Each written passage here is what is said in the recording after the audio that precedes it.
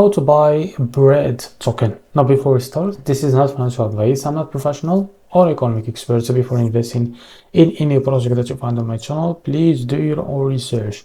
Now before we go on by this token, make sure to check their community on X. So go and engage with their community.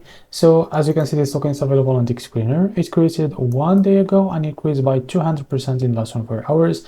The liquidity are locked by 100%. That's medium investment in safe place. And this token trading right now in the number 18 in this transaction. To be able to buy this token, copy the token address from here, open your fund to mine for that. Click here on swap and make sure that you have enough Solana on your wallet. Now click here and paste the token address. As you can see, this also can click on it, and here you can type how much you want to buy. So here you will be able to see how much you will be able to receive that token. After that, select the provider, for example Jupiter, and make sure to read all that information here. Click on stop and you will be able to buy this token. So this is how to buy bread token. If you found this very helpful, please like and subscribe. See you next video.